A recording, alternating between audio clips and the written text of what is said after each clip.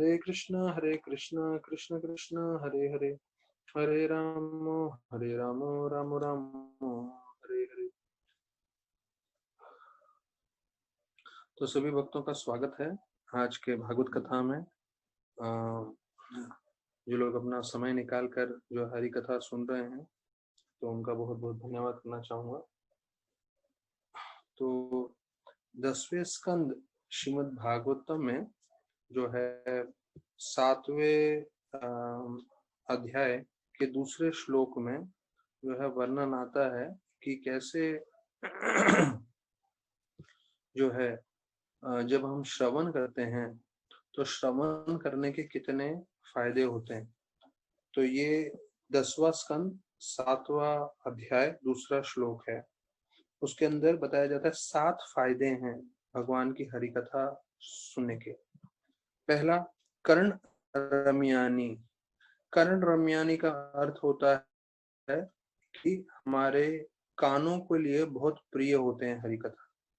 जो हम हरि कथा सुनते हैं उससे जो है हमारे कर्ण पूरी तरह से तृप्त हो जाते हैं, क्योंकि जैसे हमारी सारी इंद्रियां हैं, हमारे कान हैं, हमारी जिह्वा है, हमारी आंखें हैं, ये सारी इंद्रियों को जो है इंद्र तृप्ति चाहिए। और जब वो सबसे उत्तम इंद्र तृप्ति प्राप्त कर लेंगे तब वो संतुष्ट हो जाएंगे। तो हम भौतिक इंद्र तृप्ति के पीछे घूमते रहते हैं जीवन पर्यंत, लेकिन जैसे ही वो कृष्ण के संपर्क में आ जाते हैं तो कृष्ण की शक्ति द्वारा, कृष्ण के संपर्क द्वारा वो पूरी तरह से संतुष्ट हो जाते हैं। जैसे हमें अनुभव है कि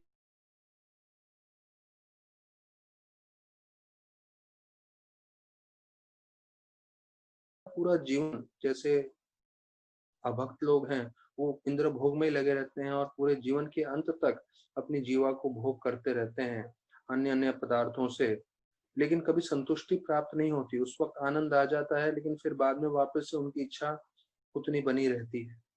तो उसी प्रकार से अगर आप जब प्रसाद खाने लगते हो तो प्रसाद खाने से फिर आपका मन पूरी तरह से संतुष्ट हो जाता है और फिर आप जो है जो बहुत अच्छे से भक्ति कर रहे हैं फिर उनका मन क्या करता है कि भाई ऐसी चीजों के संपर्क में नहीं आए जो भगवान का प्रसाद न हो।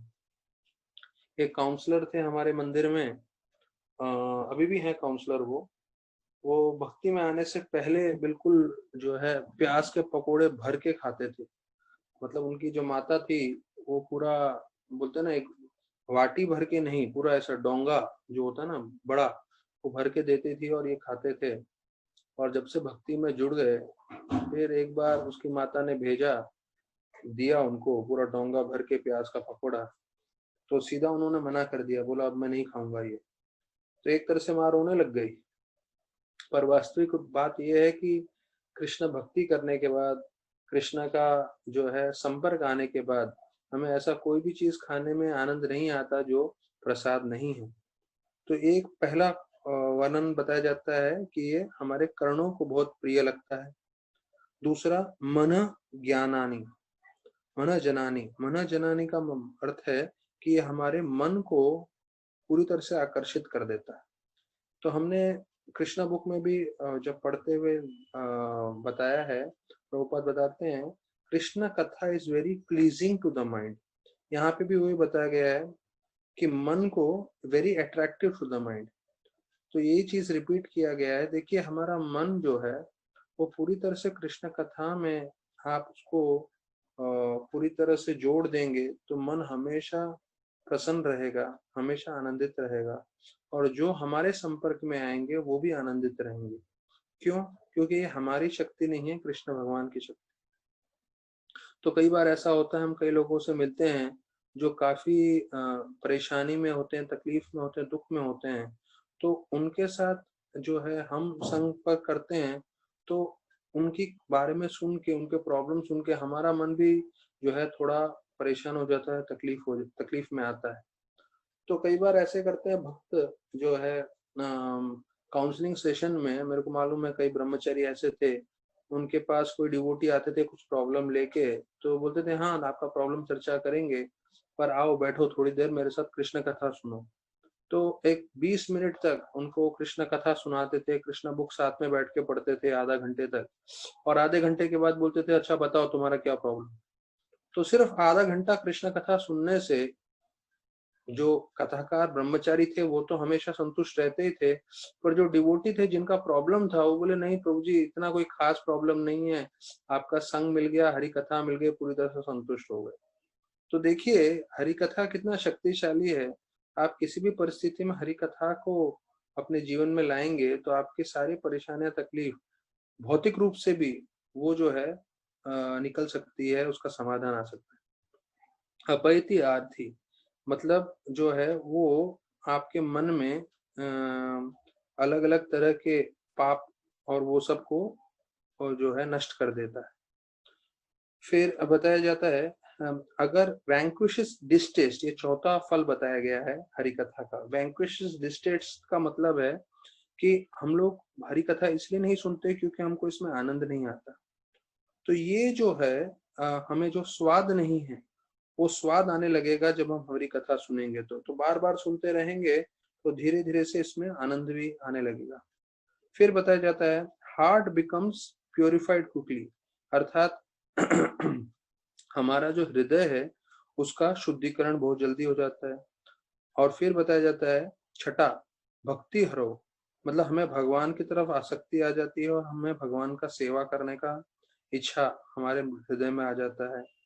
और अंतिम में बताया जाता है ते पुरुषे च सख्यम, अर्थात हमें भक्तों का संग करने की इच्छा होती है और भक्तों का संग की तरफ आकर्षण आ जाता है। तो ये 7 मुख्य रूप से जो है फायदे बताए गए हैं।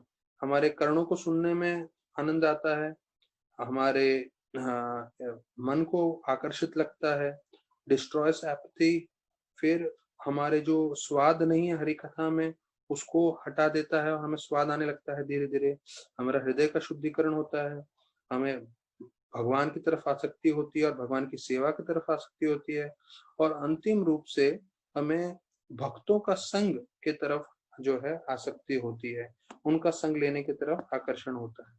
तो देखिए इतने सारे महत्वपूर्ण फायदे बताए गए हैं हरि कथा श्रवण करने के। तो अभी हमें चाहिए कि भले ही हमें अच्छा लगे ना लगे, हम नित्य रूप से जो है भगवान का जो है हरि कथा हम श्रवण करने की कोशिश करें। तो जब हम भगवान की हरि कथा का श्रवण करेंगे तो हमने सुना हुआ है कैसे वो सबसे मंगलमय कार्य है और कैसे हमारा जीवन पूरी तरह से सार्थक होगा। और भौतिक जगत में देखिए प्रॉब्लम्स तो रहेंगे ही, हम प्रॉब्लम्स को पूरी तरह से जो है सुलझा नहीं पाएंगे, लेकिन जब प्रॉब्लम को जब हम सुलझा रहे हैं तो सुलझाते सुलझाते अगर हम कृष्ण भगवान के संपर्क में हैं हरि कथा के द्वारा, हरि कीर्तन के द्वारा और हरि के भक्तों के द्वारा, तो जो है वो इतने प्रॉब्लम्स हम लोग को इतना परेशान नहीं करेंगे, इतना तकलीफ नहीं देंगे। क्यों? क्योंकि हम कृष्ण भगवान के संपर्क में। तो अभी हम जो है 9वें अध्याय के ऊपर चर्चा कर रहे हैं। ब्रह्मा जी ने इतने प्रार्थनाएं की हैं और विशेष रूप से हमने कल 23 और 24 प्रार्थना को जो उनका श्लोक थे उनको बताया कि कैसे उसमें प्रभुपाद जी बता रहे हैं कि कैसे हमें भगवान के प्रिय बन सकते हैं और भगवान की कृपा कैसे हमें मिल सकता है। तो 23वें श्लोक में मैं 23 और 24 को एकदम फास्ट आप लोग को तात्पर्य में जो बताया था वो चर्चा करते हुए हम 30वें श्लोक पे आ जाएंगे जहाँ पे कल हमने छोड़ा था।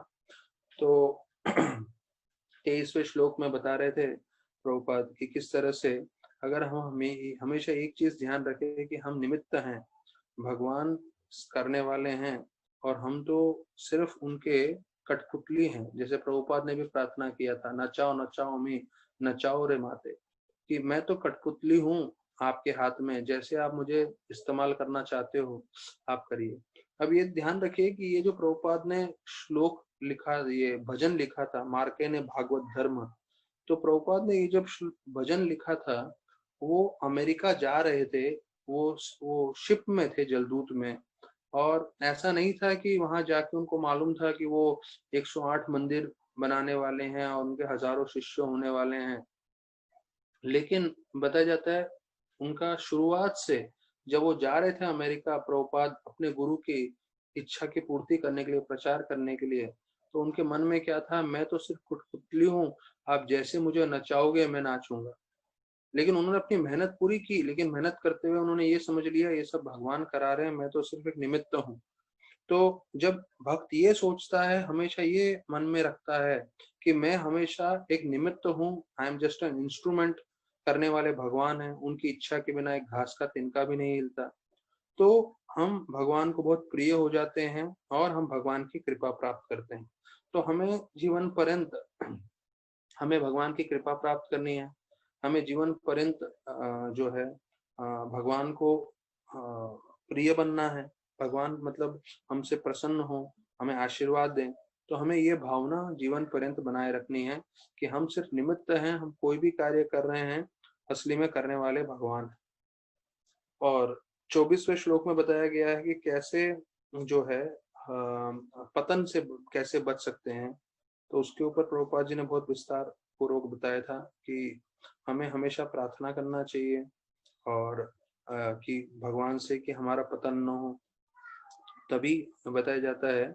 और ये बहुत महत्वपूर्ण है, और जब भगवान हमें बचाएंगे तभी हमारा पतन नहीं होगा।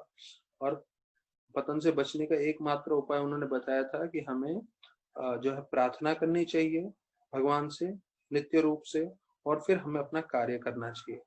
तो one has to pray constantly to Lord for protection and the blessing to carry on one's duty. तो हमारा कार्य करने के लिए हमें भगवान से हमेशा प्रार्थना करनी है। तो प्रार्थना करनी है और हमें जो है अपना कार्य भी करना है। तो जैसे दामोदर लीला में 2 उंगली हमेशा छोटी हो जाती थी रस्सी बांधते हुए यशोदा माई नंद कृष्ण भगवान को, तो बताया जाता है 2 उंगली में से एक है, एक उंगली का मतलब है भगवान की कृपा और दूसरी उंगली का मतलब है हमारा तरफ से मेहनत। तो हमें दोनों चीज करना है, तो मेहनत और कृपा। और ये नहीं सोचना चाहिए कि अगर हम मेहनत कर रहे हैं तो भगवान अवश्य हमें कृपा देंगे, नहीं। हमारे मेहनत से हम भगवान को जो है जोर जबरदस्ती करके कृपा नहीं ले सकते। हमें मेहनत करना है और नम्रता से हमेशा प्रार्थना करनी है, तो भगवान प्रसन्न होंगे, तो हमें पतन से बचाएंगे। तो प्रभुपाद ने बताया कि ये एक जो है it's like a sharpened razor, जो है एक धार के समान है, और जिसे बोलते हैं एक ब्लेड का धार होता है उसके समान है, और बोलते हैं जरा भी ध्यान नहीं देंगे तो खून निकल सकता है। तो इसलिए हमें भक्ति बहुत ध्यान पूर्वक करना है, हमेशा जो है पूरी तरह से हमें मन लगा के ध्यान पूर्वक करना है, तभी जो है हम सेवा कर पाएंगे। नहीं तो थोड़ा भी गलती हो गया तो उससे हमारा जीवन भी बिगड़ेगा और उससे दूसरों का जीवन भी बिगड़ेगा। तो इसमें मुख्य रूप से प्रार्थना करने के लिए बता रहे हैं प्रभुपाद, और बोले जब प्रार्थना करेंगे तभी हम जो है इससे बच सकते हैं। और प्रभुपाद ने शुरुआत में बताया कि हर एक भक्त को जानना चाहिए कि जो भी भौतिक कार्य में लगा हुआ है वो कभी भी उनका पतन हो सकता है, जब तक वो पूरी तरह से भगवान का आश्रय न ले, भगवान की भक्ति न करें। और उसमें बताया गया है कि उनका पतन का कारण होता है जिससे वो जो है अभक्तों का संग लेते हैं। तो हमने वो चैतन्य चरितामृत में से भी श्लोक सुना कि कौन अभक्त होते हैं। तो जो अभक्त होते हैं, तो जो कृष्ण के डिवोटी नहीं है, उनका संग नहीं लेना चाहिए हमें। और हमें अपना लोगों से आदान प्रदान बहुत ध्यान पूर्वक करना चाहिए। अगर हम अभक्तों के साथ आदान प्रदान कर रहे हैं तो कम से कम समय में उनसे आदान प्रदान करके निकल जाना चाहिए। तो एक भक्त बता रहे थे कि जो 6 तरह के आदान प्रदान है जो उपदेशामृत में बताया गया है रूप गोस्वामी में, ददाति प्रत्यक गृह्णाति गुह्यम अक्षाति प्रयचते भुंगते भुंजायते चिवा सद्भक्ति प्रीति लक्षणम। तो ये जो 6 तरह की चीजें हैं जिसमें बोलते हैं हमें किसी को गिफ्ट देना चाहिए, गिफ्ट उनसे लेना चाहिए, दिल की बात बतानी चाहिए, दिल की बात सुननी चाहिए, प्रसाद देना चाहिए, प्रसाद लेना चाहिए। तो ये हमें अभक्तों के साथ नहीं करना है। अगर आप अभक्तों के साथ ये सब चीजें करेंगे तो आप उनसे आसक्त हो जाएंगे और उनके गुण हमारे जीवन में आने लगेंगे। तो हमें उनसे दूर रहना चाहिए, और ये सब चीजें सिर्फ भक्तों के साथ करना चाहिए। गिफ्ट देना, गिफ्ट लेना, दिल की बात बोलना, दिल की बात सुनना, और जो है प्रसाद देना और प्रसाद लेना। तब ये 6 चीज जब हम भक्तों के साथ करेंगे तो हम सुरक्षित रहेंगे हमारे आध्यात्मिक जीवन में। तो ऐसे करते हुए हमने पूरे जो है प्रार्थनाएं सुने हैं। अभी हम जो है 30वें श्लोक पे आ जाते हैं। कल 29वां श्लोक भी हमने चर्चा किया था।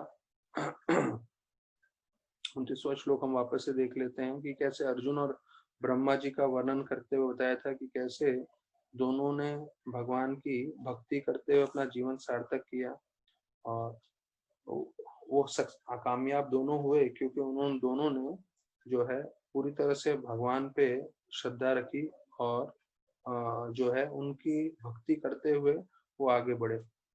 और हमें हमेशा समझना चाहिए कि हमारे में जो है कमियां हैं। हम पूरी तरह से कोई भी कार्य प्रामाणिक रूप से नहीं कर सकते जब तक हमें भगवान की कृपा नहीं मिलती है। तो अर्जुन और ब्रह्मा दोनों ने भगवान की कृपा प्राप्त की और उन्होंने सेवा संपन्न किया। अभी 30वें श्लोक पे हम आ जाते हैं। 30वें श्लोक पे बताया गया है कि अगर जब तपस्या करते हैं और हमें ज्ञान की प्राप्ति होती है तो विशेष रूप से आश्रय मिलता है। अभी ये 29 to 43 हमने सुना है श्लोक। ये सारे श्लोक जो हैं कृष्ण भगवान ब्रह्मा जी को जवाब दे रहे हैं, क्योंकि जो है 26 श्लोक तक 28 श्लोक तक ब्रह्मा जी ने प्रार्थना किए हैं। अभी 29 श्लोक से कृष्ण भगवान उनकी प्रार्थनाओं का जवाब दे रहे हैं। तो 29वें श्लोक में हमने सुना कि भगवान बोल रहे हैं बलराम ब्रह्मा को कि आप जो है ज्यादा चिंतित मत होइए, आप जो मांगने वाले हो उस आपके मांगने से पहले ही मैंने आपको दे दिया। तो हम कल चर्चा कर रहे थे कि कैसे भगवान कितने कृपालु हैं। भगवान जानते हैं कि हमारे मन में क्या है, हम क्या मांगना चाहते हैं, और विशेष रूप से हम आध्यात्मिक जीवन के लिए कुछ मांगना चाहते हैं तो हमारे मांगने से पहले ही भगवान जो है वो देने के लिए पूरी तरह से तैयार होते हैं। तो फिर 30वें श्लोक में बताते हैं कि आप जब तपस्या करेंगे, तप, और आपको जब विद्या ज्ञान आएगी, तब आप मेरा कृपा मद आश्रय पूरी तरह से मिल पाएगा आपको, और आप का जो है ये ज्ञान जो है मेरे अपने हृदय के अंदर से ही आपको प्राप्त हो जाएगा। तो ये जो हृदय के अंदर का ज्ञान है वो हमने कई बार पहले भी चर्चा किया है, बार बार ये विषय आ रहा है, क्योंकि भगवान बताना चाहते हैं कि जो गीता में बताया गया है ददामि बुद्धि योगम तम, अर्थात मैं अपने प्रामाणिक भक्तों को उनके अंदर से ही परमात्मा के रूप से मार्गदर्शन कर देता हूँ। तो वही चीज यहाँ पे भी बता रहे हैं कि अगर हमने तपस्या किया है, हमने भक्ति की है दिल लगा के, और हमारा उद्देश्य एक ही है भगवान को प्रसन्न करना, तो आप ये समझ लीजिए कि भगवान आपको हमेशा मार्गदर्शन करने के लिए तैयार रहेंगे। तो यहाँ प्रभुपाद तात्पर्य में बताते हैं 30वें श्लोक में कि भगवान की कृपा जो है वो भगवान हमेशा अपनी कृपा देने के लिए तैयार रहते हैं, जिससे हम अपना कार्य कर सकें। तो जिससे हम अपना कार्य जो है बहुत ही अच्छे से कर पाएंगे। क्यों? क्योंकि भगवान की हमें कृपा प्राप्त होगी। तो कृपा प्राप्त करने के लिए जो है हमें भक्ति में थोड़ा तपस्या करना चाहिए। तो यहाँ लिख रहे हैं due to our penance and perseverance in executing devotional service. तो हमें कृपा कब मिलेगी? जब हम थोड़ा तपस्या करेंगे, थोड़ा तकलीफ लेंगे भक्ति में। जब ये करेंगे तो हमें अवश्य भगवान पूरी तरह से मार्गदर्शन करेंगे और हमें कृपा भी देंगे। प्रभुपाद लिखते हैं the mercy the Lord bestows upon a particular person engaged in the executing responsible work entrusted upon him is beyond imagination। कि जब हम भगवान का कोई कार्य करने लगते हैं, विशेष रूप से जब हम प्रचार कार्य में लगे हैं, तो जब हम वो कार्य में लगे रहते हैं तो भगवान की जो कृपा मिलती है वो हम उसका वर्णन भी नहीं कर सकते। और यहाँ पे जो मैंने ददामि युद्ध योगम तम का श्लोक बताया, प्रभुपाद 30वें श्लोक में जो है अंतिम श्रेणी में वही चीज बता रहे हैं कि भगवान हृदय के अंदर से हमें मार्गदर्शन करेंगे। तो हमें ये सोचना नहीं चाहिए अरे ये हृदय के अंदर से क्या मार्गदर्शन करेंगे, कैसे मार्गदर्शन करेंगे। आप प्रामाणिक रूप से भक्ति करिए, मेहनत करिए, और देखिए भगवान आपको कैसे आगे ले जाते हैं। तो फिर 31 और 32 इन दो श्लोकों में वर्णन आता है कि कैसे भगवान दिव्य दृष्टि भी देते हैं, जिससे हम भक्ति का ही एक फल है कि हमें दिव्य दृष्टि की प्राप्ति होती है। तो इसके बारे में बताते हैं तात्पर्य इसमें ट्रांसलेशन में कि जब हम पूरी तरह से भक्ति में अपना मन एकाग्र करते हैं तो उसका संस्कृत में शब्द आता है भक्ति युक्त समाहिता। मतलब हम पूरी तरह से एब्जॉर्ब हो जाते हैं भक्ति में। तो प्रभुपाद भी लिखते हैं अपना गीता में इंट्रोडक्शन में कि पर्पस ऑफ गीता, एक तो पर्पस तो बताया गया है कि भगवत धाम भेजना, और दूसरा बताते हैं secret of Gita is absorption in Krishna. अगर सीक्रेट आप जानना चाहते हो गीता का या भागवतम का, अगर आपको एक शब्द में जानना है क्या है वो सीक्रेट, तो वो है एब्जॉर्प्शन। महाराज राधानाथ महाराज को भी पूछा गया था भक्ति को एक शब्द में अगर आपको बताना होगा एक शब्द में, तो आप क्या वो एक शब्द यूज करो इस्तेमाल करोगे? तो महाराज ने बोला एब्जॉर्प्शन। एब्जॉर्प्शन मतलब आप पूरी तरह से आपका मन एकाग्र कर लें, वो है भक्ति। तो यहाँ पे ये बताया गया है कि पूरी तरह से हम जो है भक्ति में एकाग्र हो जाएंगे, तब ब्रह्मा जी को कृष्ण कृष्ण भगवान बोल रहे हैं तब आप मुझे देख पाओगे, आप सृष्टि को देख पाओगे और सारे जीव को देख पाओगे, और फिर आप अपने आप को देख पाओगे, और इन जीवों को किस तरह से आपको इस भ्रम से निकालना है वो भी आप देख पाओगे। तो दो चीजों का वर्णन करते हैं कि हाँ आप जो है मुझे देख पाओगे, सृष्टि को देख पाओगे, जीव को देख पाओगे, ये आपका कार्य है। और उससे मुख्य एक और कार्य रहेगा, जितने भी जीव हैं इस भौतिक जगत में उनका उद्धार कैसे कराना है वो भी आप देख पाओगे जब आप भक्ति में पूरी तरह से एकाग्र हो जाओगे। तो प्रभुपाद 31 श्लोक के तात्पर्य में बताते हैं he would appreciate how the Lord expanded himself into calves and during his childhood at Vrindavan. He would know how, अभी ये देखिए कि कैसे जो है वो भ्रमित हो गए थे ब्रह्मा जी, और ब्रह्मा जी भ्रमित होते हुए कृष्ण भगवान ने उनपे कृपा की और उनको पूरा अपना कृपा दिखाया, जिससे वो सारे देख सके कि सारे जो भी बछड़े थे और जितने भी ग्वाले थे वो सारे कृष्ण भगवान। तो ये बता रहे हैं, एक उदाहरण दे रहे हैं कि कैसे वृंदावन में उनको कृपा मिली। और फिर बोल रहे हैं कि यशोदा माई जो है अपने मुख में पूरा का पूरा सृष्टि दिखा रही हैं। तो ये सब जो है भगवान की अचिंत्य लीलाएं हैं, ये सब बताया जाता है ब्रह्मा जी जो है दर्शन कर पाएंगे। और फिर एक और चीज समझेंगे वो कि मैं अकेला ब्रह्मा नहीं हूँ, ऐसे लाखों लाखों ब्रह्मा का निर्माण होता है कृष्ण भगवान के एक दिन में। हाँ, ब्रह्मा के एक दिन में जो है, कृष्ण के नहीं, ब्रह्मा के एक दिन में बताया जाता है ऐसे लाखों लाखों ब्रह्मा का निर्माण होने वाला है। तो ये अद्भुत अलग अलग भगवान की लीलाएं होने वाली हैं, उसके बारे में वर्णन कर रहे हैं। फिर बोलते हैं Brahma prayed that he might not forget his eternal relationship with the Lord during the course of his material activities। अर्थात वो इतना सब कार्य कर रहे हैं सृष्टि का निर्माण करते हुए, तो ऐसे कार्य करते समय वो भगवान को भूल नहीं जाए, भगवान की भक्ति ना भूलें, ये उनकी प्रार्थना थी। तो इसके जवाब में भगवान ने बोला है that he should not think of existing without a relationship with his omnipotency। तो अभी ये चीज बता रहे हैं कि अगर हम चाहते हैं कि हम भगवान को नहीं भूलें, तो भगवान बोलते हैं हमें हमेशा जो है हमारा संबंध भगवान के साथ है वो हमेशा ध्यान रखना है।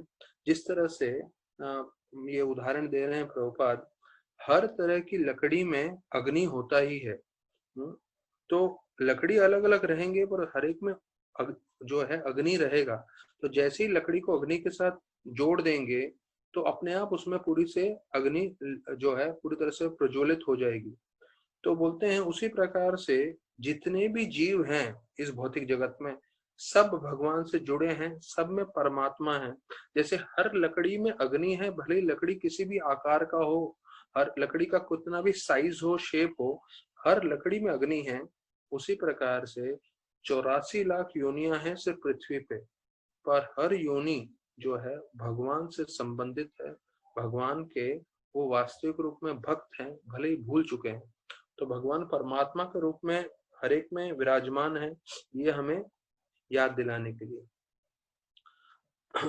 फिर बताते हैं 33वें श्लोक में कि जब आप अपने शारीरिक स्तर से आप निकल जाओगे, मतलब ये समझ जाओगे आप शरीर नहीं आत्मा हो, और तीनों गुणों से परे आ जाओगे, और आपको अपना असली स्वरूप तो समझने आने लगेगा।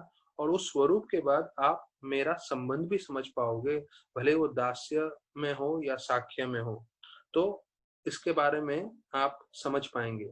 अर्थात हम जब शरीर के स्तर से निकल के समझेंगे कि हम शरीर नहीं आत्मा है, और आत्मा के स्तर पे भक्ति करेंगे, तो भक्ति करते करते फिर हमें अपना स्वरूप मालूम चलेगा कि कैसे हम कृष्ण भगवान के दास हैं। और दासत्व में पूरा जीवन सेवा करने के पश्चात हमें मालूम चलेगा कि कैसे हमारा कृष्ण भगवान से जो संबंध है वो संबंध किस रूप में है, तो उसका वर्णन कर रहे हैं। तो भक्ति रसामृत सिंधु में एक श्लोक आता है जो प्रभुपाद जी इसमें कोट कर रहे हैं। प्रभुपाद ने श्लोक नहीं बताया है, प्रभुपाद सिर्फ जो है 33वें श्लोक के शुरुआत में जो है इसका वर्णन कर रहे हैं। ये हमारे लिए बहुत जरूरी है श्लोक समझना। ये भक्ति रसामृत सिंधु में आता है, इह यस्य हरेर दास्य कर्मणा मनस्या गिरा निखिल अवस्यु अपि अवस्थासु जीवन मुक्त से उच्यते।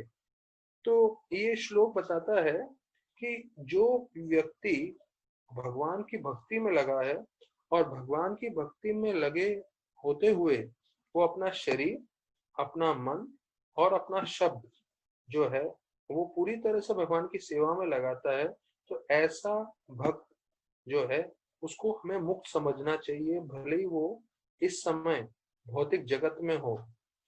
तो यह यस्य हृदय कर्मणा मनस्या गिरा, कर्मणा मतलब अपने कार्यों से, मनसा मतलब अपने मन से, गिरा मतलब अपने जो है शब्दों से।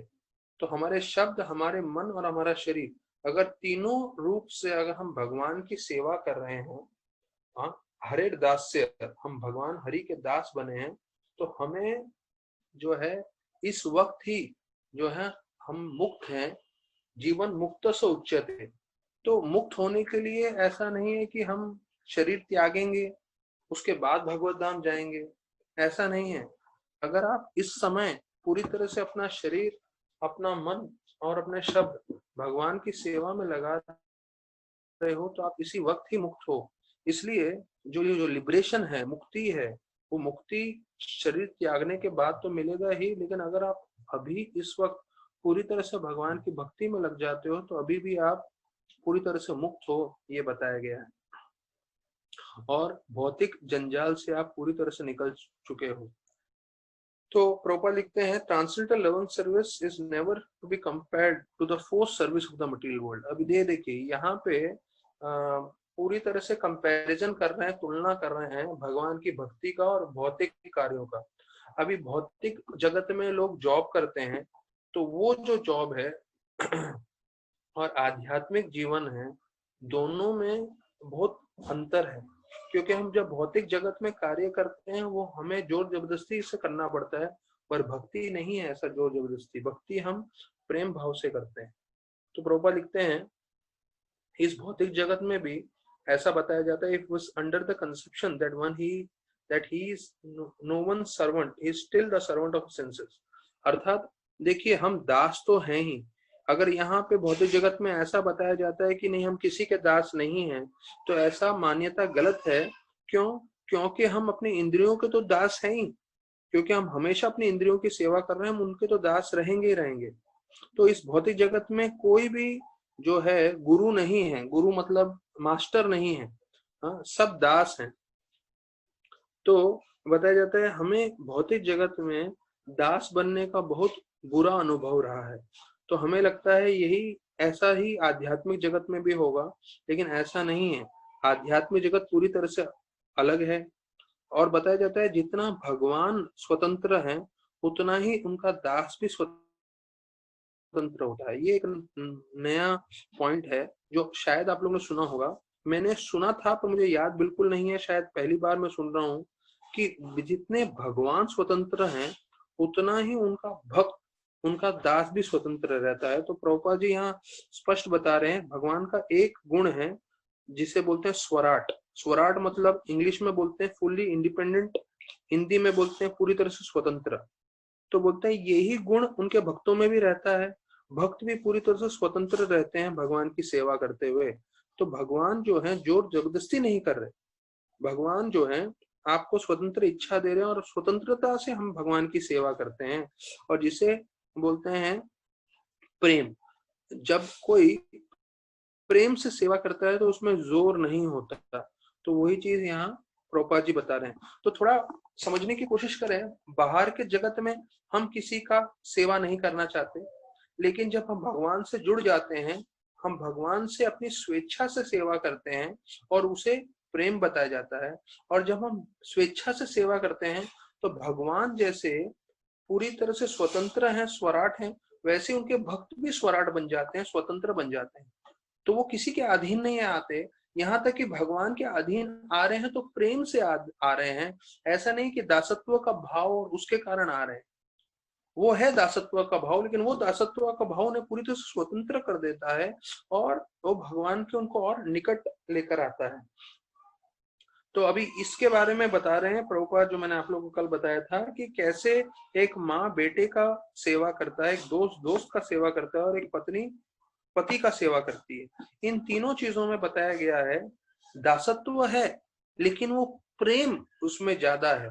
तो प्रेम होने के कारण वो जो है दासत्व दिखता नहीं है, वो प्रेम ही दिखता है।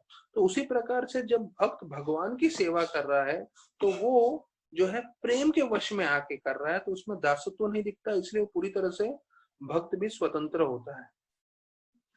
The devotee develops a spiritual individuality in the spontaneous service attitude, which is enhanced on and on. अच्छा, ये एक चीज है 33वें श्लोक का, जो मतलब हो सकता है इतने सारे अध्याय पढ़ लिए, इतना सारा हमने पढ़ लिया, पर ये एक बहुत मुश्किल सा स्तर है जो मैं आप लोगों को बताना चाहता हूँ कि हमें भक्ति करते रहना है।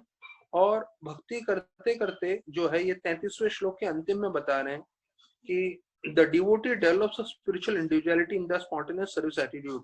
तो ये स्पॉन्टेनियस सर्विस एटीट्यूड वो है कि मतलब कोई हमें बोल नहीं रहा है, हम अपने आप करने लगते हैं। भगवान का नाम जप है, भगवान की सेवा है, भगवान का कथा है।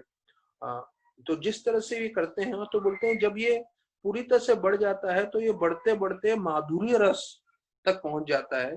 तो ये मैंने सिर्फ मार्क करके रखा है, इसके ऊपर मैं कुछ चर्चा नहीं करूंगा क्योंकि ये बहुत ऊंचा टॉपिक है माधुर्य रस का।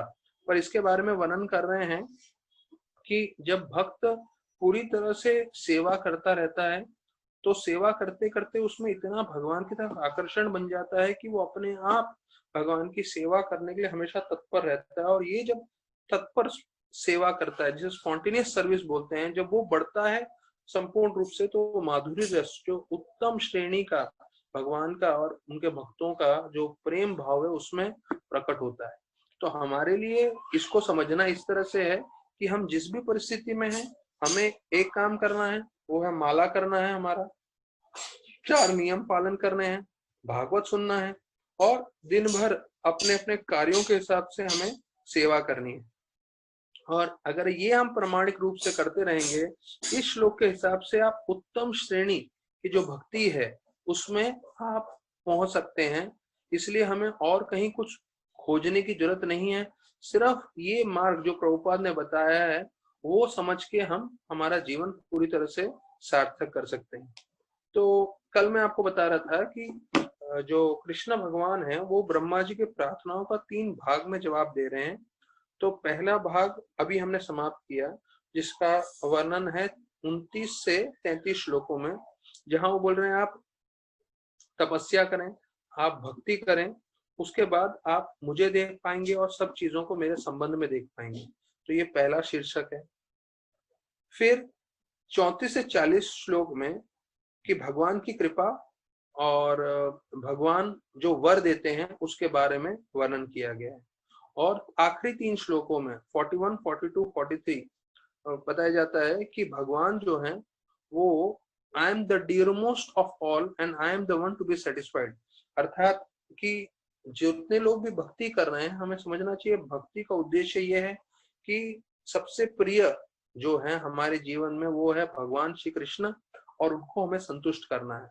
तो अभी फल स्तुति आने वाला है ये अगले श्लोकों में, 34 से 40 श्लोकों में। तो इतने दिनों से हम लोग ब्रह्मा जी के प्रार्थनाएं समझने की कोशिश कर रहे हैं, इतना चर्चा कर रहे हैं। हो सकता है कई लोगों को इतना रोमांचकारी नहीं लग रहा होगा, पर हमें समझना चाहिए इस श्लोक जो हम लोग सुन रहे हैं, ब्रह्मा जी के प्रार्थना सुन रहे हैं, उसका फल क्या है। ये मैं आपको पहले फल बता देता हूँ, जिससे आप लोग को जो है थोड़ा संतुष्टि मिले कि भाई इतने समय से हम इतना मेहनत कर रहे हैं, समझ रहे हैं, हरि कथा सुन रहे हैं।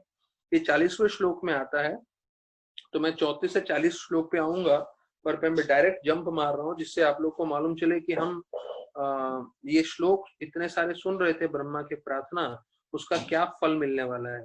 तो यहाँ 40वें श्लोक में फल स्तुति है। भगवान का एक नाम है वर ईश्वर। वरेश्वर, वरेश्वर मतलब वर देने में सबसे उत्तम है। अर्थात जो भी भक्तों का जो भी इच्छा है, जिन्होंने यह ब्रह्मा जी की प्रार्थनाएं सुनी हैं, तो उन सभी भक्तों की सारी इच्छाएं की पूर्ति करने वाले हैं। वर ईश्वर भगवान का नाम है, और वो बोल रहे हैं कि जो मेरे को प्रार्थना करते हैं उनकी सारी मैं इच्छाएं पूरी करने वाला हूँ। I will fulfil all the desires of one who praise regularly like you. अर्थात ब्रह्मा जी ने जो प्रार्थना की है, ऐसे भक्तगण जो उनकी प्रार्थनाएं सुनते हैं, दोहराते हैं, तो उनकी सारी इच्छाएं की मैं पूर्ति करता हूँ, इसका वर्णन कर रहे हैं। तो हमारे मन में भी सब भौतिक आध्यात्मिक इच्छाएं होंगी। तो भौतिक इच्छाओं के बारे में भगवान नहीं बोल रहे हैं, क्योंकि प्रभुपाद बोलते हैं भौतिक इच्छाएं शायद नहीं करेंगे भगवान, लेकिन आध्यात्मिक इच्छाएं अवश्य पूरी करने वाले हैं। तो मुबारक हो सभी भक्तों को जिन्होंने आखिरी 4-5 दिनों से ब्रह्मा जी की सारी प्रार्थनाएं सुनी है। तो ये प्रार्थना सुनने का फल ऐसा है, भगवान बोल रहे हैं आपकी जो भी आध्यात्मिक इच्छाएं सब पूरी करने वाला हूं मैं। तो यहाँ पे अभी हम 34वें श्लोक में देख रहे हैं, प्रभुपाद जी बताते हैं, प्रभुपाद जी यहाँ लिख रहे हैं ऑलवेज डिजायर टू एक्सपैंड। अच्छा, इस शुद्ध भक्तों की इच्छा क्या होती है उसके बारे में वर्णन करना है 34वें श्लोक में। अच्छा, अभी 40वां श्लोक हमने सुन लिया कि हमारी जो भी आध्यात्मिक इच्छा है, भगवान जो है फल स्तुति दे रहे हैं। भगवान ये वर दे रहे हैं कि जिन्होंने तपस्या करके इतने दिनों से ब्रह्मा जी की प्रार्थनाएं सुनी हैं, उनको ये फल मिलेगा, उनकी सारी आध्यात्मिक इच्छाएं की पूरी होगी। ये स्वयं कृष्ण भगवान ने ब्रह्मा जी को वर दिया है। अभी 34वें श्लोक में वर्णन आता है कि जब भी कोई अपनी सेवा बढ़ाता है, तो सेवा बढ़ाने से भगवान की हमें कृपा भी ज्यादा मिलती है। तो ये सार है 34वें श्लोक का। आप सेवा बढ़ाएं तो आपको कृपा भी आपके ऊपर बढ़ जाएगी कृष्ण भगवान की। और सबसे उत्तम सेवा क्या है कि भक्त हमेशा ये सोचते हैं कि ज्यादा से ज्यादा भक्त कैसे बन सकते हैं। तो देखिए यहाँ लिख रहे हैं प्रभुपाद जी 34वें श्लोक में कि भक्तों का एक ही डिजायर रहता है, तो expand the number of devotees of the Lord in various ways. जितने भी भगवान के भक्त हैं उन्हें बढ़ाएं। तो अभी हम भी वही कोशिश कर रहे हैं, जो सुबह का हमारा नाम जप चल रहा है, शाम का भागवतम कथा चल रहा है, तो हम चाह रहे हैं कि सारे के सारे भक्त इसमें जुड़ने की कोशिश करें। और मैं रिक्वेस्ट कर रहा हूँ सभी भक्तों से कि वो एक दूसरों को फोन करें, एक दूसरे को जोड़ने की कोशिश करें। क्योंकि देखिए अगर हमें जप करना ही है तो भक्तों के संग में जप करें, जिससे हमारी भक्ति जो है अच्छे से मजबूत रह सके और हम प्रसन्न होकर भक्ति कर सके। फिर बताते हैं आगे प्रभुपाद जी लिख रहे हैं 24वें श्लोक में, कई बार ऐसा सेवा हमें लगेगा कि भौतिक है, पर ये भौतिक नहीं है। ये जो है भगवान की विशेष कृपा है भगवान के भक्तों के प्रति। अर्थात ये जो हम प्रचार का कार्य कर रहे हैं, इसमें कुछ भी भौतिक नहीं है, पूरी तरह से आध्यात्मिक है। और ये कार्य करने से हमें भगवान की पूरी तरह से कृपा मिलेगी। भले ही हम सफल हो न हो, भौतिक जगत में कुछ भी हमें हमें सफलता चाहिए तो कार्य संपन्न होना चाहिए, संपूर्ण रूप से सफल हो जाता है, तब हमें जो है उसका फल मिलता है। पर आध्यात्मिक जीवन में ऐसा नहीं है। आध्यात्मिक जीवन में आप सिर्फ परिश्रम भी करेंगे, भले ही आप फेलियर हो जाएं, आप कामयाब न हो, लेकिन उसके बाद भी भगवान की पूरी कृपा मिलेगी। तो ध्यान रखिए 34वें श्लोक का मतलब है ज्यादा सेवा ज्यादा कृपा। यहाँ पे ज्यादा सेवा बोला है, यहाँ पे ये नहीं बोला है कि सेवा करने से आपको सफलता मिलनी चाहिए। अगर ऐसा लिखा होता ज्यादा सफलता ज्यादा कृपा, तो बात अलग होती। तो कितनी बार हम लोग प्रचार करते हैं, तो प्रचार करते समय हमें लगता है कि अरे हमें सफलता मिलनी चाहिए, लोग जुड़ने चाहिए, हमारी इच्छा जरूर है, लेकिन सब जीवों की स्वतंत्रता इच्छा है, तो वो लोग शायद जुड़ नहीं पाते हैं, पर हम अपने तरफ से कोशिश कर रहे हैं, सेवा कर रहे हैं। तो यहाँ पे लिखा है सफलता के ऊपर नहीं बोला है भगवान की कृपा है, हमारी सेवा के ऊपर भगवान की कृपा है। तो जितना हम सेवा करेंगे उतना हमें भगवान की कृपा मिलेगी।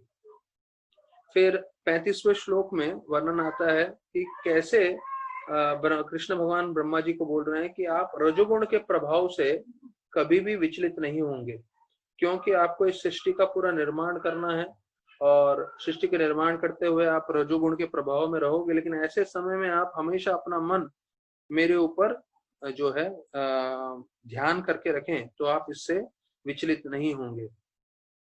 तो इसका वर्णन करते हुए बोल रहे हैं कि आप जो है he is bewildered by seeing the action of internal processes that is also for his future advancement in transcendental service। तो 10वें स्कंद में हमने ये जो सुना कि ब्रह्मा जी कैसे भ्रमित होते हैं और वो कृष्ण भगवान के गोपाओं को और कृष्ण भगवान के जो है बछड़ों को सब चुरा लेते हैं। तो ये जो हुआ है लीला, प्रभुपाद जी यहाँ लिख रहे हैं, उनकी आध्यात्मिक उन्नति के लिए है। तो ये हमें अपने हिसाब से नहीं सोचना चाहिए कि अरे ब्रह्मा जी भ्रमित हो गए, नहीं, ये ब्रह्मा जी की आध्यात्मिक उन्नति के लिए लीला का वर्णन किया है। फिर 36वें श्लोक में बताया गया है कि कैसे भगवान जो हैं, जो जाने नहीं जा सकते, लेकिन अगर कोई भक्ति करता है तो उससे वो भगवान को समझ सकते हैं। तो हमने पहले 10वें स्कंद में ब्रह्मा जी के प्रार्थनाओं में सुना है अजीत जीत।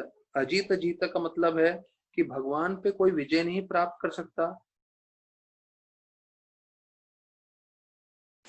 भगवान पे कोई विजय नहीं प्राप्त कर सकता है, लेकिन एक भक्त जो है वो भगवान पे विजय प्राप्त कर लेता है। कैसे? अपने भक्ति द्वारा। तो जो भगवान को नहीं जान सकते वो जान लेते हैं, कैसे? भक्ति के द्वारा। ये 36वें श्लोक में वर्णन किया गया है। तो प्रभुपाद लिखते हैं the real spiritual conception is that spiritual form is not material form. तो अभी ये भगवान के बारे में वर्णन करते हुए बता रहे हैं कि भगवान का जो रूप है वो हम सबको समझना चाहिए कि वो हमारे जैसा नहीं है। हमारा शरीर और आत्मा अलग है, तो भगवान का शरीर और आत्मा नहीं है। भगवान पूरी तरह से सच्चित आनंद है, तो उनमें कुछ भी भौतिक नहीं है, कुछ भी मटेरियल नहीं है, पूरा स्पिरिचुअल है। ये भगवान के शारीरिक रूप का वर्णन है। फिर बताते हैं आपकी भक्ति के कारण जो है मैं आपके हृदय में निवास करते हुए आपको पूरी तरह से ज्ञान देता हूं, और जिससे आपको कामयाबी प्राप्त होती है। तो भगवान बोलते हैं कि ब्रह्मा जी को मैंने अपने आप को आपके हृदय में से जो है प्रकट किया है। दरिष्टो अभी, इसका मतलब है आई manifested my form from with in you.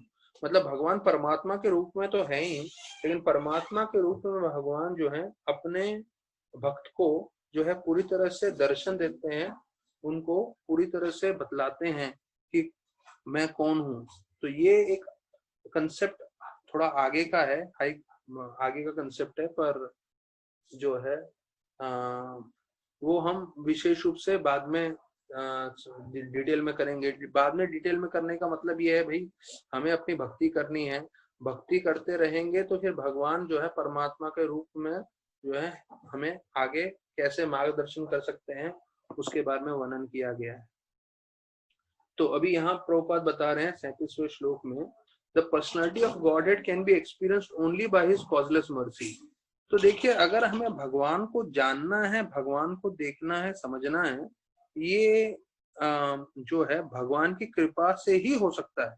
तो ये शुरुआत से अंत तक हमें जब समझना है, जीवन के पूरे पर्यंत अंत तक, कि जब हमें भगवान की कृपा मिलेगी तभी हम भगवान को समझ पाएंगे, भगवान को देख पाएंगे। हम मेहनत कर रहे हैं, लेकिन मेहनत करने से नहीं प्राप्त कर सकते। तो फिर बताते हैं he can be appreciate only by submissive devotional service. देखिए, भक्ति करते समय हमें नम्रता होनी बहुत जरूरी है। ये बार बार दोहराया गया है।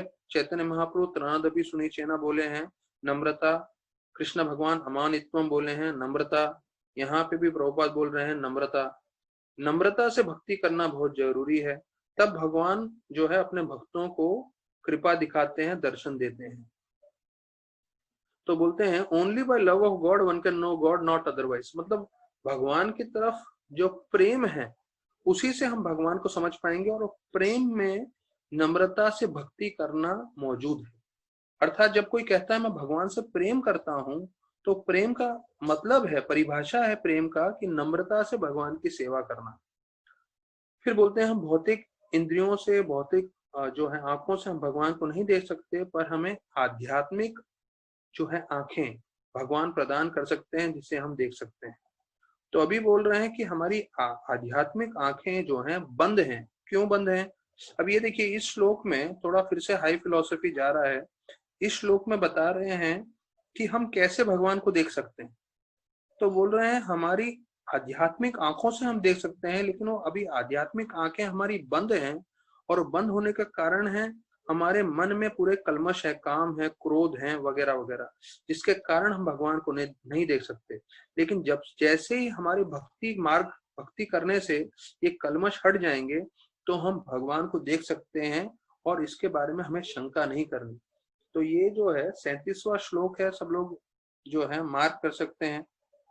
और प्रमुख है कि आज जो कथा सुन रहे हैं वो भी 37 लोग हैं, तो ये 37वां आप मार्क करिए। इसमें बता रहे हैं हम सब भगवान को देख सकते हैं। मार्ग क्या है? हमें हमारा हृदय का शुद्धिकरण करना है।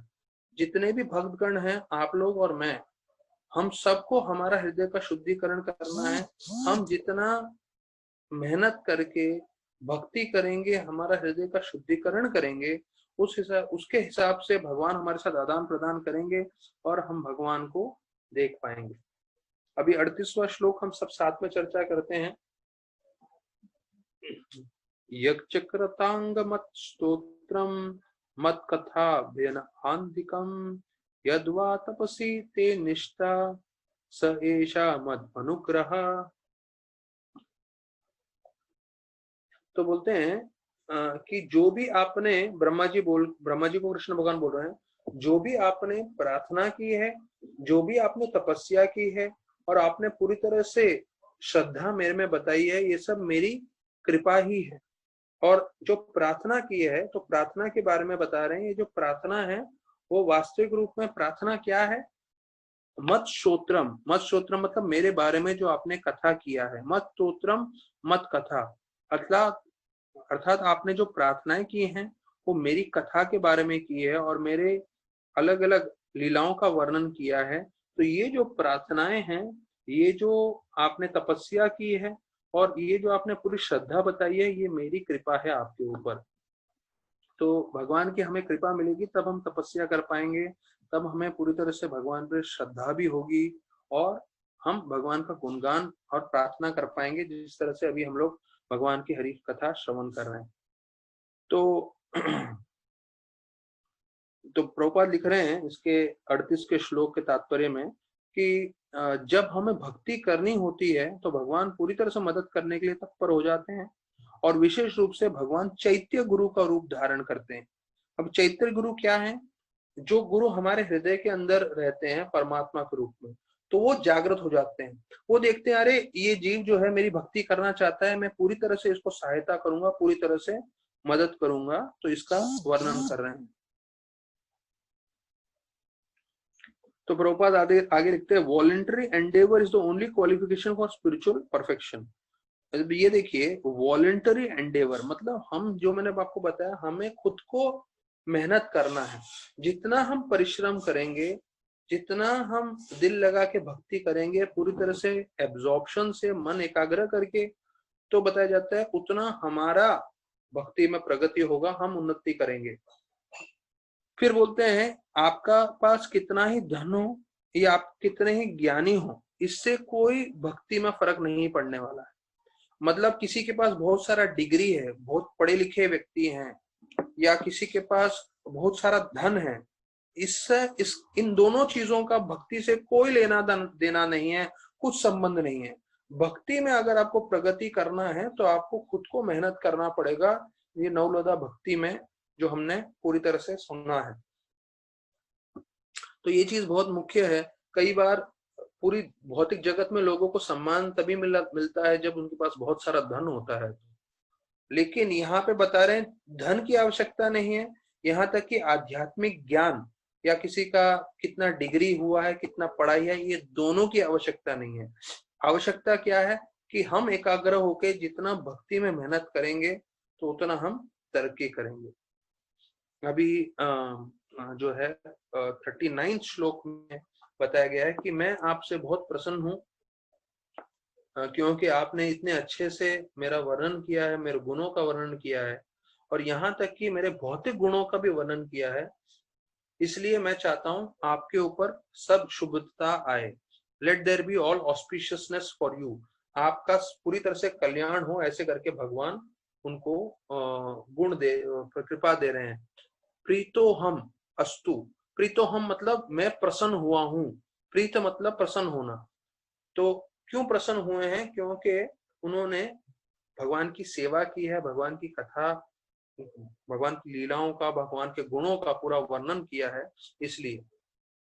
तो बताते हैं कि ब्रह्मा और उनके परंपरा में आने वाले भक्तगण, उनका एक ही इच्छा है, और known all over the universe by each and every one of the living entities। हाँ, अब ये बता रहे हैं कि ब्रह्मा जी के और ब्रह्मा जी के आने वाले जितने भी अनुयायी हैं, जैसे हम लोग सब हैं, बोलते हैं ब्रह्मा जी का और उनके अनुयायी का एक ही इच्छा है, क्या? कि भगवान को सब लोग जान सकें। जितने भी जीव हैं इस जगत में वो सब भगवान को जान लें, भगवान के संबंध में आ जाएं, तब वो प्रसन्न हो सकते हैं। और ये जो इच्छा होने के कारण जो है भगवान अपने भक्तों को पूरी तरह से कृपा देते हैं। तो प्रभुपाद लिखते हैं that desire of the devotee is always blessed by the Lord. तो ये जो है हमारी इच्छा रहेगी कि हम सारे जीवों तक भगवान पहुंचा सके, कृष्ण का संबंध उनको दे सकें, तो भगवान अवश्य हमारी ये इच्छा पूरी करेंगे। फिर 40वां श्लोक हमने सुना कि कैसे ये फलस्तुति है। भगवान का नाम है वर ईश्वर, वो सारे इच्छाएं की पूर्ति करते हैं, विशेष रूप से आध्यात्मिक इच्छाओं का। तो प्रभुपाद इसके तात्पर्य में लिख रहे हैं, जिसके भी मन में इंद्र भोग है वो ये प्रार्थनाएं बोल नहीं सकता। ये जो ब्रह्मा जी ने जितनी प्रार्थनाएं बोली हैं, वो जिसके मन में इंद्र भोग है वो नहीं ये प्रार्थनाएं बोल सकते हैं। Such prayers can be selected only by person who wants to satisfy the Lord in his service। मतलब ये देखिए, जितना हम प्रार्थनाएं चर्चा कर रहे हैं, आप लोग भी सुन रहे हैं, जिनको शुद्ध भक्ति करनी है वो ही ये प्रार्थना सुन सकते हैं और बोल सकते हैं। तो प्रभुपाद लिख रहे हैं कि जो लोग भी भक्ति करते हैं उनकी सारी आध्यात्मिक इच्छा पूरी करते हैं, लेकिन जो भौतिक इच्छाएं हैं नॉन डिवोटीज का, वो भगवान जो है वो इच्छा पूरी नहीं करते। He cannot fulfill the whims of non-devotees even when such casual devotees offer him the best of prayers। अर्थात जो अभक्त हैं उनकी इच्छा पूरी नहीं करते, लेकिन भक्तों की सब आध्यात्मिक इच्छा पूरी करते। तो ऐसा वर्णन किया गया है। फिर अभी 41, 42, 43 ये जो है 3-4 श्लोक हैं, इसके बाद ये समाप्त हो रहा है चैप्टर। तो इसमें हमने सुना कि भगवान ही सबसे मुख्य व्यक्ति हैं जिन्हें हमें प्रार्थना करना चाहिए, तो उसका पूरा वर्णन आ रहा है। तो ये 3-4 श्लोकों में, 4 श्लोकों में अध्याय समाप्त हो रहा है। तो अभी ये श्लोक हम कल चर्चा करेंगे और उसके बाद हम 10वें अध्याय में प्रवेश करेंगे, जिसे है विजन्स ऑफ क्रिएशन। तो इसमें जो है 30 के करीब श्लोक हैं अगले अध्याय में, तो वो कल हम चर्चा करेंगे और उसके ऊपर और बताएंगे कैसे ये है। तो 10, 11, 12 जो है बहुत सारे प्रार्थनाएं हो गए हैं। फिर 11वें में समय के बारे में वर्णन किया गया है और परमाणु के बारे में, और वो सब वर्णन किया। 12वें में कि कुमारों का जो है कैसे निर्माण हुआ था, चतुर कुमार, और बाकी सब जो है कैसे दूसरे ब्रह्मा के पुत्रों का जन्म हुआ था, उन सब के बारे में, ब्रह्मा जी का पूरा सृष्टि का कैसे निर्माण हुआ था। और उसके बाद जो है वरदेव का लीला आता है। उसके बाद हम कहानियों में, कथाओं में, उसमें हम प्रवेश करेंगे। तो अभी जो है 10, 11, 12, 3, 10, 11, 12 3 अध्याय थोड़ा हमें और जो है क्रिएशन और वो सब के बारे में सुनना पड़ेगा। पर जैसे हम भागवतम पूरी शुरुआत से सुन रहे हैं तो 3 अध्याय और सुन लेंगे। अभी हम थोड़ा कृष्ण लीला की शिक्षण करते हैं और फिर राधानाथ महाराज, पहले जर्नी होम चले जाते हैं। जर्नी होम में राधानाथ महाराज जो है, कल हमने सुना कैसे वो आयरीन करके लड़की है वो मिलती है उनको, और महाराज जो है अपने हारमोनिका में खूब जो है गीत गा रहे थे, प्रार्थना कर रहे थे और भगवान को खोजने के लिए, भगवान को जानने के लिए जो है दिल लगा के प्रार्थना कर रहे थे। तब ये लड़की कहीं से आ जाती है खूबसूरत सी, और वो बोलने लगती है महाराज को, महाराज मैं आपके साथ बैठूं चलेगा क्या? महाराज तो नहीं थे उस वक्त, वो रिचर्ड थे, रिचर्ड स्लेवन। तो उनको बोलते हैं मैं आपके साथ बैठूं, आपके गाने में ऐसा दर्द था, आप ऐसे प्रार्थना कर रहे थे, मुझे जो है आपके साथ बैठना है, सुनना है। तो महाराज ने बिल्कुल नम्रता से उनको हाँ बोला। लेकिन फिर महाराज लिखते हैं अपनी किताब में कि जब से वो बैठ गई फिर मैं पूरी तरह से दिल लगा के प्रार्थना करते हुए जो है अपनी हारमोनिका बजा नहीं पाया। अब महाराज बोल रहे हैं कि मैं थोड़ा जो है शर्माते हुए एक नजर मैंने उसके ऊपर डाला, तो ये जो आयरीन लड़की थी बहुत ही खूबसूरत थी और उसका पूरा सौंदर्य जो है बहुत ही मनमोहक था। और उसके लंबे लंबे बाल थे और बहुत उनका चेहरा बहुत खूबसूरत था और वो बहुत नम्रता से बोलने लगी, एकदम नम्रता या एकदम धीमी आवाज में क्या बोलने लगी कि मैं स्विट्जरलैंड की लड़की हूँ और मैं आध्यात्मिक दोस्तों को ढूंढने के लिए आई हूँ। और फिर ऐसा बोलते हुए उसके आंखों में से आंसू निकलने लगे और बोलने लगी मैं बहुत दुखी हो गई जब मैंने देखा कि सारे के सारे लोग यहाँ पे भोग करना चाहते हैं, सब जो है इंद्र तृप्ति में लगे हुए हैं। उसकी बड़ी इच्छा थी भगवान के नजदीक जाने की, और मुझे आपका गाना सुन के ऐसा लगा कि आप भी मेरी तरह हो, आप भी भगवान के नजदीक जाना चाहते हो। तो महाराज बताते हैं कि ऐसे घंटों घंटों हम बात कर रहे थे और मुझे बहुत चौंक गया, महाराज बोल रहे हैं ये चीज देख के कि हम दोनों में बहुत सारी चीजें एक समान थी, क्योंकि वो भी भगवान की खोज में थी और मैं भी भगवान की खोज में था। तो वो लड़की बोलने लगी कि मैं प्रार्थना कर रही थी कि मुझे कोई ऐसा दोस्त मिले, तो मैं आपसे एक ही विनती कर रही हूँ कि आप जहां भी जा रहे हैं आप मुझे लेके जाइए। तो और ऐसा बोलते हुए निकल गई। फिर बताते हैं कि महाराज कई दिन वो दोनों साथ में अलग अलग म्यूजियम्स में गए, पार्क में गए और आपस में एक दूसरे का जो है वो उनके जो विचार हैं वो एक दूसरे के साथ चर्चा कर रहे थे। फिर बताया जाता है कि उसने ऐसा एक चिट्ठी लिखी महाराज को कि अगर मैं आपके से कोई जवाब नहीं सुनती हूँ तो मैं समझ जाऊंगी कि आप मेरे साथ समय नहीं बिताना चाहते। तो महाराज जो है, अभी महाराज इस बताया जाता है इस सोच में थे कि मुझे क्या करना चाहिए। तो महाराज लिखते हैं कि पूरी रात में चल रहा था इस जंगल में, तो उनको लग रहा था क्या ये एक तरह का आकर्षण है जो मुझे भक्ति से दूर ले जाना चाहता है, आध्यात्मिक जीवन से दूर ले जाना चाहता है, या जीवन में मुझे एक ऐसा मौका मिल रहा है इतनी अच्छी अप्सरा जैसी लड़की के साथ जीवन बिताने का। और महाराज बोलते हैं कि कोई भी एक अच्छी सौम्य लड़की में जो भी चाहिए था वो सब कुछ था और मैं भी उसकी तरफ आकर्षित हो रहा था। तो मेरे मन में यहाँ तक विचार आ गया कि मेरे जीवन में अगर कोई पार्टनर बनना चाहिए तो ऐसी लड़की पार्टनर बनना चाहिए, लेकिन मैं उसको अच्छे से जानता नहीं था, तो और मैं उसका हृदय भी नहीं तोड़ना चाहता। तो महाराज बोलते हैं कि अभी मैं वापस से, बोलते ना चौराहे पे आ गया था। चौराहा मतलब जहाँ पे हम खड़े रहते हैं और 2 या 4 रास्ते होते हैं।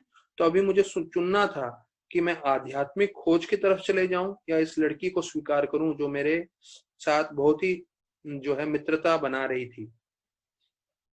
तो बोलते हैं यहाँ पे कि मैं आनंद भोग सकता था इस लड़की के साथ, या तो मैं अपना पूरा जीवन अकेले बिता सकता था। तो अभी महाराज जो है इसका सार बता रहे हैं जो हम सबके लिए जानना बहुत जरूरी है। फिर महाराज बोल रहे हैं कि जितने भी चर्च के साधु थे, तिब्बत के लामा थे, योगी थे भारत के, हाँ, उन सब के बारे में मैंने सोचा कि उन्होंने अपने वैराग्य के प्रभाव में उन्होंने हमेशा अकेला ही जीवन व्यतीत किया है। तो उनका जो वैराग्य का जो है प्रभाव है, जी प्रभुपाद महाराज लिख रहे हैं renunciation in their passion for enlightenment, अर्थात उनको वैराग्य इतना प्रिय था कि वो हमेशा अपना जीवन उन्होंने अकेला ही निकाला। तो उन्होंने ये जो इंद्र भोग है स्त्री संग का, उन सब ने छोड़ा था। क्यों? क्योंकि वो पूरी तरह से अपना मन एकाग्र करना चाहते थे भगवान की खोज में, भगवान को प्राप्त करने के लिए।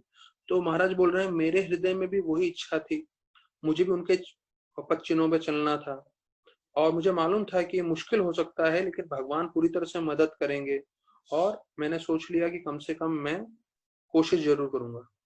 और उस समय रात्रि के समय मेरे आंखों से आंसू निकला, और आंसू निकलते हुए मैंने अपने डायरी में से आयरीन का नाम काट दिया, और ये मैंने गैरी को, जो मेरे सबसे अच्छे मित्र हैं, उनको मैंने कभी नहीं बताया। तो देखिए महाराज खुद अपने जीवन में इतनी जो खूबसूरत लड़की थी वो भी भगवान की खोज में थी, और वो महाराज से दोस्ती करना चाहती थी और महाराज को हमेशा अपने जीवन में अपनाना चाहती थी। तो महाराज ने उसको मना कर दिया इस उद्देश्य से कि उनका मन पूरी तरह से एकाग्र 100% वो भगवान को जानने में लगाना चाहते थे, भगवान की सेवा में लगाना चाहते थे। वो नहीं चाहते थे कि उनका मन किसी भी स्त्री की तरफ या किसी भी और चीज की तरफ आकर्षित हो सके। तो ये भगवान का तरफ महाराज की पूरी तरह से भक्ति थी जो महाराज अपने किताब में लिख रहे हैं। तो अभी हम इसके बारे में आगे और चर्चा करेंगे कल के कथा में। अभी हम कृष्ण किताब में जाते हैं जहाँ प्रभुपाद जी हमें आगे और चीज बता रहे हैं। अब यहाँ पे वेद जो साक्षात हैं वो भगवान से प्रार्थना कर रहे हैं, और भगवान से प्रार्थना करते हुए वेद क्या बोल रहे हैं कि कोई भक्त भक्ति में अगर प्रगति करना चाहता है तो उसको क्या करना चाहिए? विशेष रूप से भगवान का नाम जप करना चाहिए और भगवान की कथा सुननी चाहिए। तो उससे वो इस भौतिक जगत के जो आकर्षण है, जंजाल है, उससे निकल सकता है। तो ये जो है सरल विधि है। By this simple process of penance and austerity, the super soul within the devotee's heart is very pleased and gives devotees direction to go back home, back.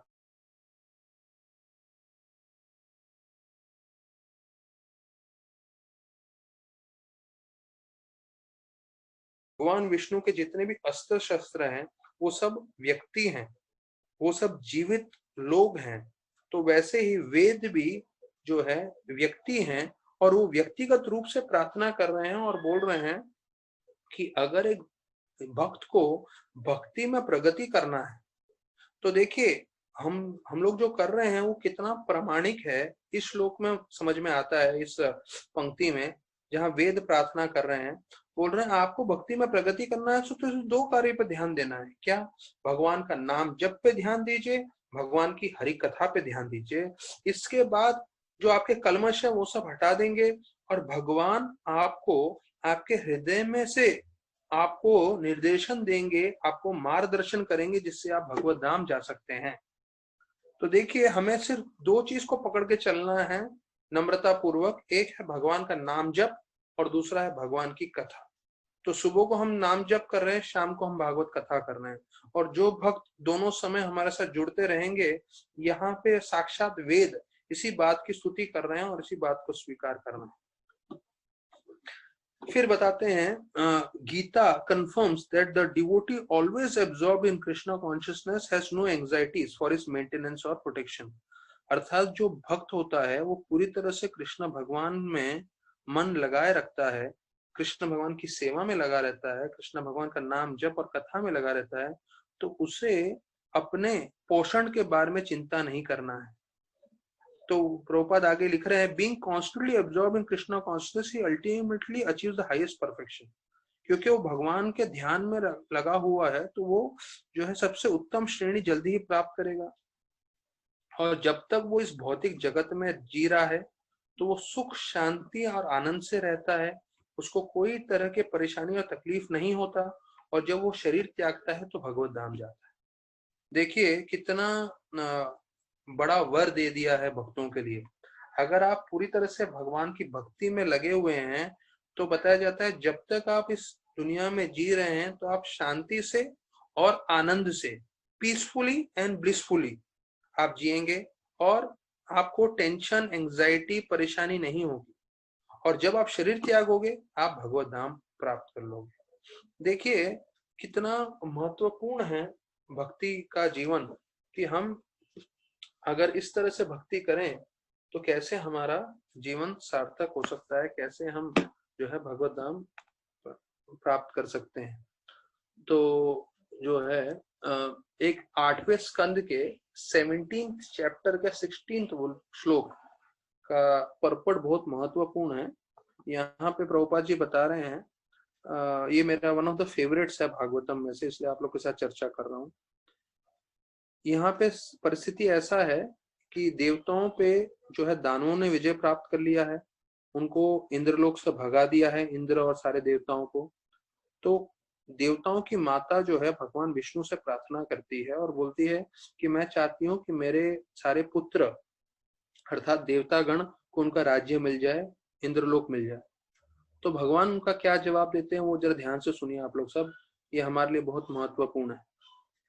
महाराज कृष्ण भगवान जो है देवताओं की माता को जवाब देते हैं कि राक्षसों ने, अभी दानवों ने जो है ब्राह्मण का आशीर्वाद प्राप्त किया है, गुरु का आशीर्वाद प्राप्त किया है, वैष्णव का आशीर्वाद प्राप्त किया है। जिस भी जीव ने ब्राह्मण, गुरु और वैष्णव का आशीर्वाद प्राप्त किया हो उनके जीवन में मैं स्वयं भी हानि नहीं पहुंचा सकता। देखिए विष्णु भगवान स्वयं बोल रहे हैं, विष्णु भगवान हमें मालूम है, अभी ब्रह्मा जी कितना प्रार्थना सुन रहे हैं, इतना हमने सृष्टि का सुना है, निर्माण कैसे हो रहा है, गर्भोदक्षाई विष्णु, महाविष्णु और शिरोदक्षाई विष्णु, और इतना सब हम सुन रहे हैं।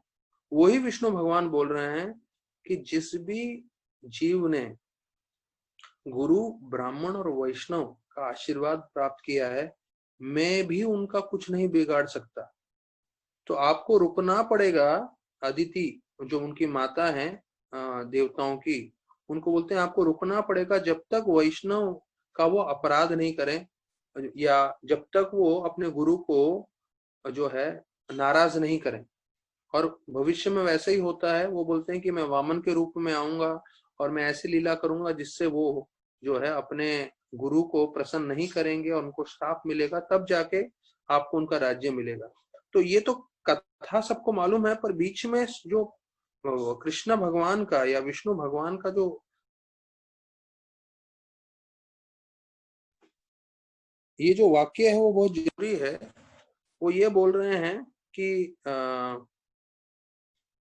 अगर किसी भी भक्त ने, किसी भी जीव ने गुरु, ब्राह्मण या वैष्णव का कृपा प्राप्त किया हो तो उसको मैं भी हानि नहीं पहुंचा सकता। तो अपने कर्मों को तो आप भूल जाइए, हमारे कर्मों के कारण या वो सब भूल जाइए। अगर हमारा जीवन का एक ही उद्देश्य रहे कि हम गुरु को, वैष्णव को प्रसन्न कर रहे हैं और उनकी हमें कृपा मिल रही है, तो ऐसी कृपा प्राप्त करने के बाद जो है भगवान भी हस्तक्षेप नहीं करते, भगवान भी ऐसे जीव के जीवन में जो है मुश्किलें नहीं लाते हैं। क्यों? क्योंकि उनको ब्राह्मण और वैष्णव की कृपा मिली है। तो उसी के साथ मैं प्रार्थना करना चाहूंगा सभी भक्तों से कि हमें भी पूरी तरह से मन लगाना चाहिए भक्तों की सेवा में।